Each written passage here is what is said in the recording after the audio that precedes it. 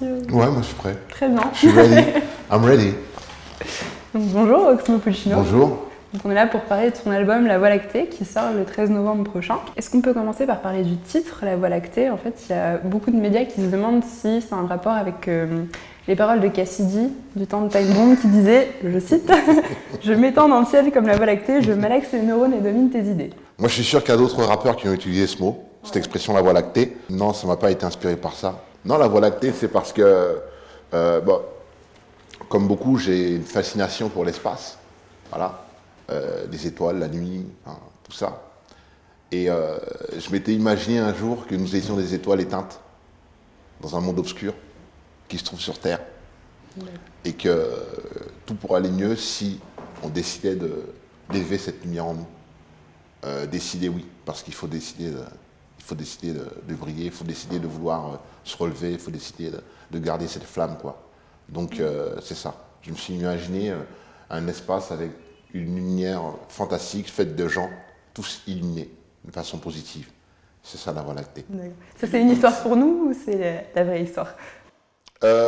Non, c'est la vraie histoire, c'est la vraie histoire. Même la vérité peut être arrangée, hein, pas besoin de raconter d'autres histoires.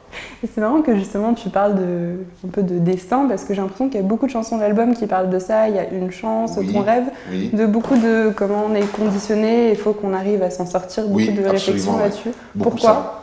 ça. Parce qu'aujourd'hui, on arrive dans une société où on a l'impression qu'on a plus d'impact sur sa vie.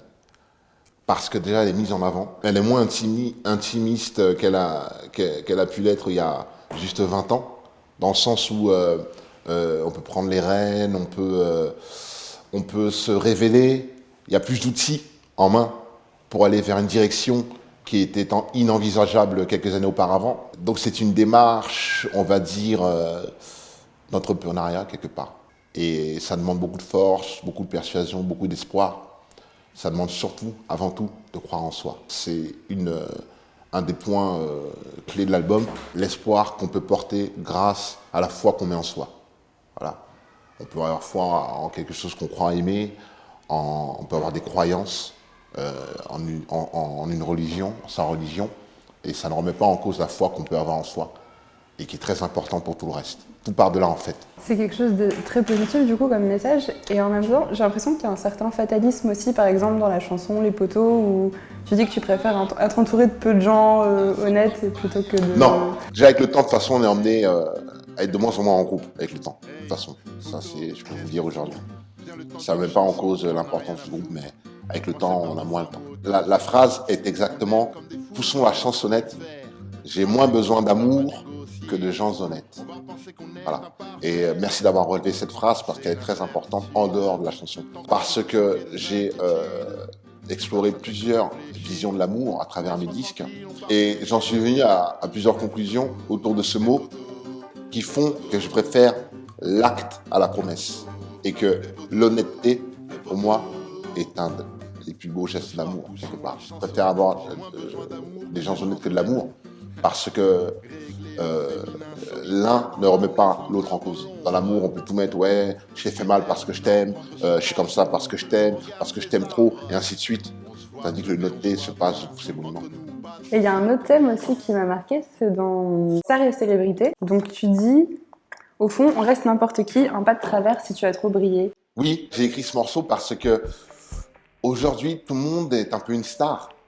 Tu vas sur Instagram, enfin tu vas sur les réseaux sociaux où l'on se présente, tout le monde est à son meilleur effet.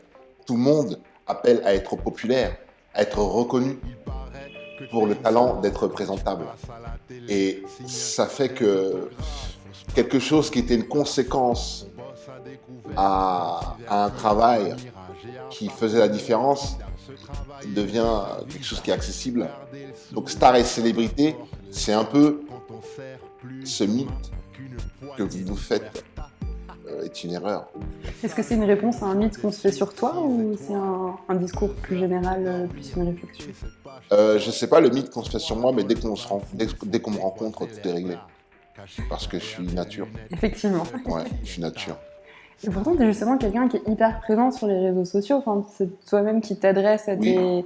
à tes à mes followers, enfin voilà. Et alors pourquoi, enfin qu'est-ce que toi ça t'apporte personnellement? Moi, j'accomplis un rêve quelque part. Tu sais, j'ai toujours été passionné d'informatique et mon premier ordinateur, même pas le premier ordinateur que j'ai touché, m'a envoyé dans la stratosphère. Voilà. Donc, dès qu'Internet est arrivé, j'étais comme un dingue. Et j'ai tout de suite monté mon forum, mon site avec mon forum, et j'ai tout de suite commencé à discuter avec les gens parce que c'est ce que j'ai trouvé formidable sur Internet, de pouvoir communiquer avec des gens que tu apprécies et vice-versa, et échanger. Et donc, je n'ai fait que suivre l'évolution des réseaux sociaux et de l'informatique, des nouvelles technologies et tout ça, ce qui fait que je me retrouve de façon naturelle à discuter avec mes fans, comme j'ai toujours fait en fait. C'est juste aujourd'hui, ça se voit plus parce que tout le monde est sur les réseaux sociaux, mais ça n'a pas toujours été le cas. Et pourtant, tu dis aussi, donc dans une autre chanson, c'est le marteau et la plume. Oui. Tu reviens sur cette histoire d'écriture et tu parles aussi des gens qui ont des œillères par rapport au rap qui persistent malgré ça. Est-ce que toi, tu as encore l'impression de devoir te justifier en fait sur ce que tu fais en tant qu'artiste, en tant que rappeur? J'en ai plus l'impression. J'en ai plus l'impression. Par contre, on me demande toujours mon avis et il y a toujours de la comparaison. Et je trouve ça dommage parce qu'on n'a pas besoin de ça. Ça fait que descendre le bateau au fond de la mer. Et justement, je pensais à ça, tu sais, il y a beaucoup de gens qui disent alors le rap, j'aime pas forcément, mais Oxmo Puccino, j'aime bien. Qu'est-ce que tu leur dirais à ça? Les gens qui disent j'aime pas le rap, forcément, n'y connaissent rien et ne font que délivrer une certaine ignorance. Parce qu'aujourd'hui, il y a des rappeurs pour tout le monde. Alors, c'est pas par manque de curiosité qu'il faut affirmer son ignorance. Voilà, aujourd'hui, il y a des rappeurs pour tout le monde. Et d'ailleurs, je défie n'importe qui de venir me dire que j'ai un morceau qu'il n'a pas touché. Au moins un morceau. Aussi grande puisse être son aversion envers le rap, s'il arrive à le définir. Autrement que par ses idées préconçues. On ne peut pas se permettre de juger tout un courant sans le connaître. Je ne connais pas. Je ne connais pas assez pour l'apprécier. Ce que j'ai entendu jusqu'ici n'est pas à mon goût. Voilà. Mais, oh non, j'aime pas. Qui êtes-vous pour affirmer votre amour pour quelque chose comme si votre amour était important? Ça ne veut rien dire. Et pour en revenir à ce que tu disais tout à l'heure sur les comparaisons, j'ai lu un article qui disait que tu étais le papa du rap français. Ouais. Qu'est-ce que tu en penses de ça? Mais qu'est-ce que l'auteur a voulu dire par ça? C'est ça? Si c'est parce que j'ai 40 ans passés et que je fais du rap entre guillemets, ça n'a pas de propos, en mon sens, parce que je fréquente des musiciens plus vieux, qui sont mes oncles, et qui m'apprennent encore, qui sont là pour longtemps, et qui m'assurent une certaine pérennité, qui me la transmettent. Donc je ne me pose pas cette question-là. C'est sûr, papa du rap, ça renvoie à une vision qu'on a du rap. C'est une vision un peu paternaliste, quelque part, de dire ça. Ça veut dire que c'est une musique de gamin. C'est ça que ça veut dire. Et tu penses pas qu'on peut l'entendre au sens aussi où tu as une paternité par rapport à d'autres gens que tu influes, par exemple? Je voyais pas ça comme ça parce que je n'ai pas, je n'ai pas cette idée-là, quoi. Je veux dire, non, je vois pas ça comme, j'arrive pas à concevoir ça en fait. Je réalise très peu de choses par rapport à ma position. Je suis toujours surpris de ce qu'on dit de moi, en fait, parce que je vis à huis clos, souvent avec les mêmes personnes. Je travaille beaucoup et je me préoccupe peu de ce qu'on dit de moi. Donc je suis toujours surpris. J'ai pas réalisé encore que je puisse influencer des jeunes. J'ai vu que tu continuais à apprendre d'autres instruments en plus, donc finalement Oui. tu te places toujours dans une démarche d'apprentissage. Ah, bien sûr, je suis un dernier étudiant. Je suis un étudiant, moi. Je suis un débutant pour toujours. Et j'ai cette chance parce que j'ai toujours les yeux écarquillés. Découvrir un nouveau clavier, découvrir un nouveau musicien, c'est rencontrer des histoires. C'est des histoires, c'est beaucoup d'histoires. Vraiment, il y a tous les artistes qui font rêver, qui révèlent quelque chose de beau, ont une grande histoire derrière eux. Qu'ils soient connus ou pas, qu'ils aient connu un succès commercial ou pas, ils prennent tous quelque chose de très très lourd, qu'ils canalisent à travers une musique qu'ils partagent avec les gens sensibles. Et il y a une rencontre comme ça qui t'a marqué? Bah, Vincent Segal, là, comme ça, tout de suite, on pourrait dire que c'est un violoncelliste, mais lorsqu'on l'écoute jouer, on pourrait croire que c'est de la guitare, de la basse, un jeu de percussion, un violon, une contrebasse, Et c'est quelqu'un qui a une intelligence de la musique euh, mondiale. Et la personne va parler de son origine et Vincent va parler de la langue de la personne. Et s'il ne comprend pas la langue, il va jouer un air typique du pays de la personne. Et je l'ai vu faire dans beaucoup de pays avec beaucoup de gens. Et justement, quand tu es fidèle à des gens, toujours un peu la même équipe, parce que sur La Voie lactée, donc si je me trompe pas, c'est Vincent Taguer, le batteur du jazz band, qui est intervenu, et Renaud Létang, qui avait déjà produit Roi sans carrosse et d'autres albums. Alors pourquoi avoir refait appel à ces personnes? C'est parce qu'il n'y a pas mieux. Déjà, le contact humain, qui était évident, et puis l'excellence. L'excellence. J'ai la chance d'être encore là avec par exemple, Renaud Létang, parce que il va vous prendre vos maquettes, il va vous dire où il va vous les envoyer précisément, et à chaque fois, ça va arriver précisément là, il va vous dire, quelle que soit la distance. Ça demande une vision, ça demande beaucoup de talent, ça demande... Vincent Taguer va changer votre disque en jouant dessus à la batterie. Il va lui donner une certaine éternité, parce qu'il a une notion d'histoire de la musique, parce qu'il a passé des années dans une cave à apprendre, parce qu'il a appris des Africains, il a appris des Cubains, il a appris...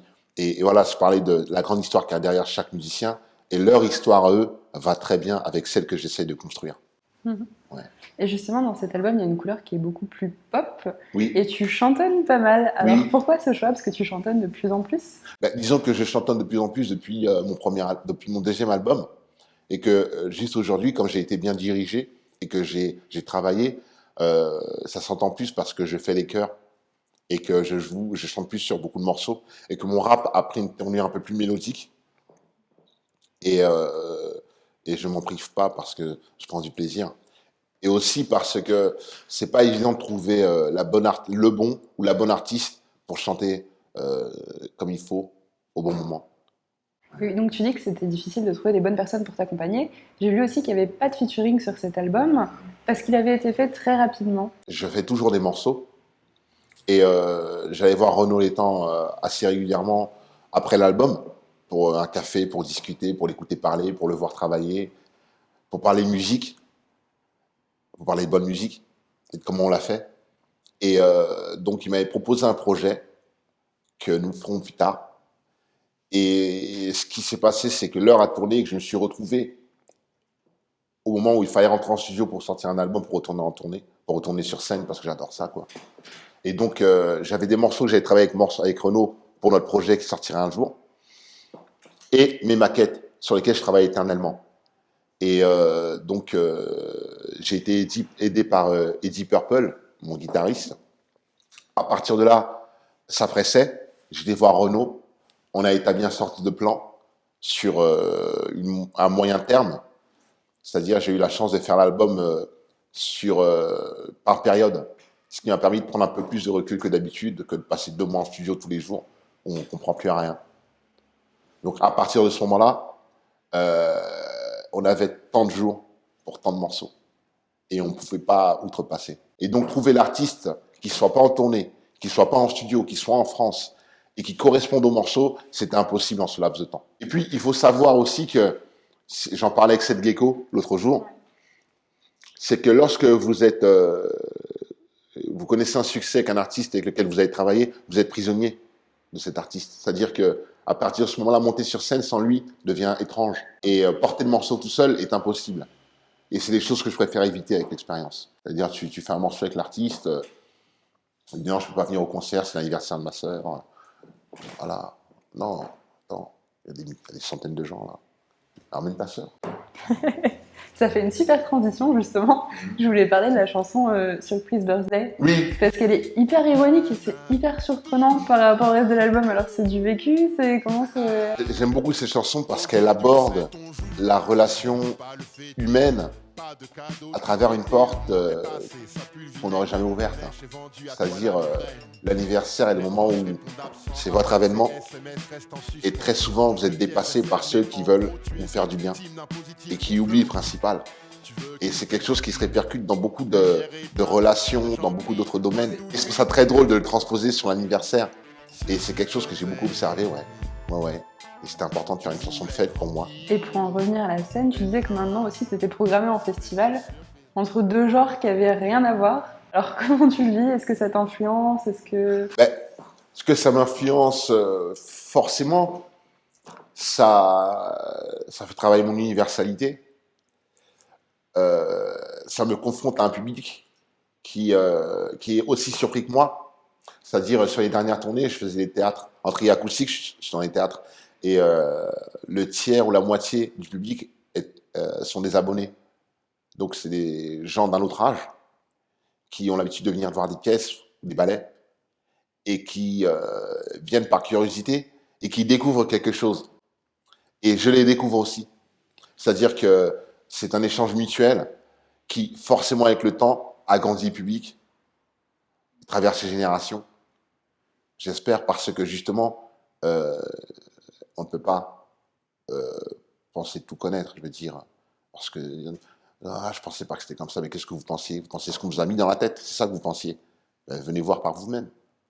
Et c'est ce que je vis aussi. Parce que même moi, à mon position, il y a des personnes qui ne payent pas mine, entre guillemets, qui viennent à mes concerts et qui apprécient.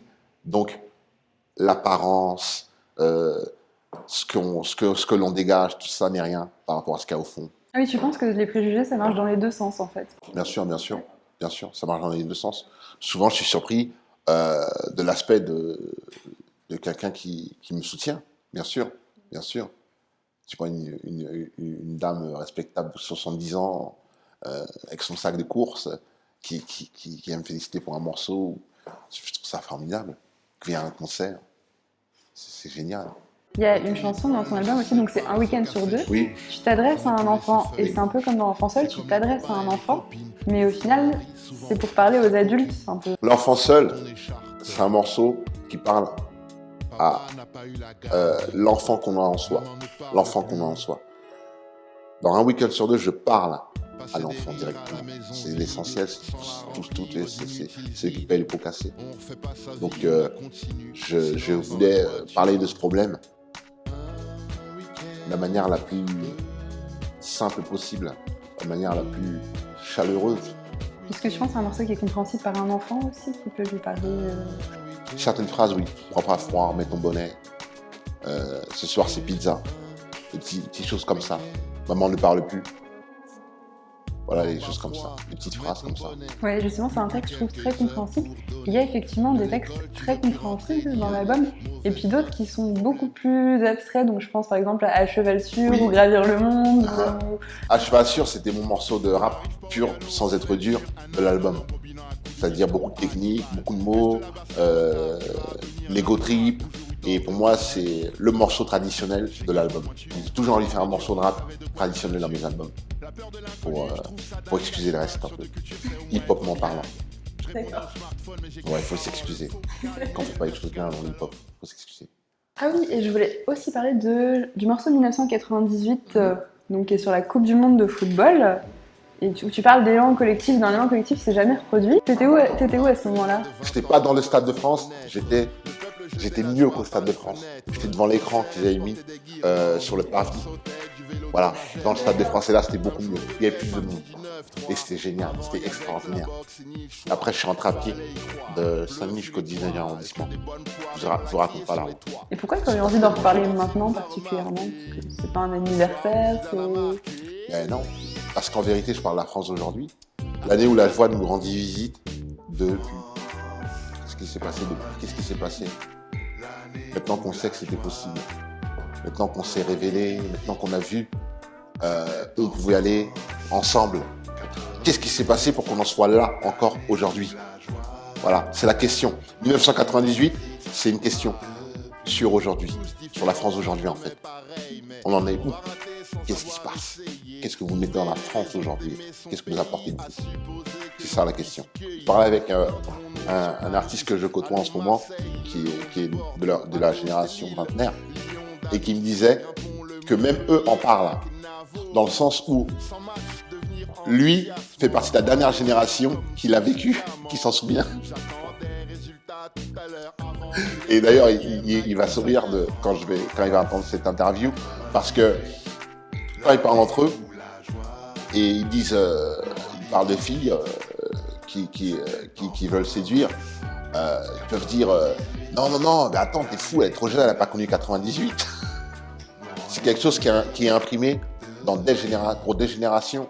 Et c'était important parce que pour moi, c'est un témoignage de quelqu'un qui l'a vécu et ça reste un souvenir fantastique pour ceux qui l'ont vécu. Donc pour moi, c'est un peu le dernier moment où on pouvait faire cette chanson. Voilà. Et puis c'est à cheval entre ceux qui en parlent d'après l'expérience et ceux pour qui ça sera mis dans quelques années. Justement, toi qui as cette envie de transmission et qui écrit beaucoup, est-ce que tu as envie d'écrire avec des gens, mais vraiment, par exemple, faire des ateliers d'écriture ou des choses comme ça? C'est des choses qui t'intéresseraient ou... C'est quelque chose que j'ai déjà fait, mais c'est des choses qui ne sont pas à la portée de mes ambitions en termes de transmission. Parce qu'un atelier d'écriture, ça concerne quelques élèves sur un temps donné qui ne portent pas sur quelque chose qui vise le moyen ou le long terme. Donc je suis plus sur le long terme ou le moyen terme. Donc je réfléchis à quelque chose comme ça. Oui. Les ateliers d'écriture, j'ai écumé. Et c'est formidable parce que ça fait toujours plaisir de voir que les jeunes sont encore intéressés par la lecture, de repérer des futurs grands auteurs, parce qu'il y en a, et que ça ne tombe pas du ciel. La rencontre, toujours la rencontre. Ouais, c'est un discours très positif, très extrême en même temps. Extrême. Aller jusqu'au bout de ce qu'on peut faire et ce qu'on a envie de faire. Oui, pas perdre son temps, pas perdre son temps. Faire ce qu'on aime, pas perdre son temps. C'est le propos de l'album. C'est la positivité ultra. C'est une démarche. J'ai tout fait en sorte qu'il n'y ait rien de gris. Oui. Ah ouais, c'est déjà assez dur comme ça. Et je voulais finir par une anecdote aussi. Alors, on m'a dit qu'à Saint-Étienne, il y avait un bar qui s'appelait le Lipopette Bar. Oui. Et qui t'avait contacté pour Bien sûr. donner ce nom. Bien sûr. Voilà, et que tu étais J'étais allé honoré, aussi. j'y ai été, j'ai pris des photos, je les ai montrées à tout le monde, à tous mes potes. Et puis, il y a des boissons qui portent le nom de certains morceaux. Non, c'est génial. Je vais y retourner quand je serai en tournée. Vraiment, c'est un honneur immense. Ah, ça vaut la peine d'écrire des chansons, comme je dis. C'est comme les portraits qu'on me fait dans la rue, alors que je suis même pas mort. C'est génial. C'est génial. Ok. Et alors, pour finir, est-ce qu'il y a une question que je n'ai pas posée et que tu aurais aimé que je te pose? Quelle est la direction de ton album? Et alors, La question ne veut rien dire. L'important c'est la réponse. J'ai trouvé une question n'importe comment. Quelle est la direction de l'album? Ah, mais direction de l'album, faire du bien à celui qui l'écoute. Voilà, c'est ça. L'ambition de l'album ultime, c'est faire du bien à celui qui l'écoute. À lui ou à son popotin. Parce qu'il y a des morceaux qui dansent. Plus de morceaux dansants que dans mes autres disques. Donc si tu aimes pas ton popotin, tu peux aimer. Très bien, je pense que c'est une belle conclusion. Pas ton popotin, tu peux aimer. Voilà, merci beaucoup. Et de rien, c'est un plaisir que cette petite discussion entre amis. Merci, au revoir. Et un album autour de cette phrase qui était assez grave. Mais pourquoi celle-là en particulier? C'est difficile à dire, ouais. J'avais écrit un texte où cette phrase revenait.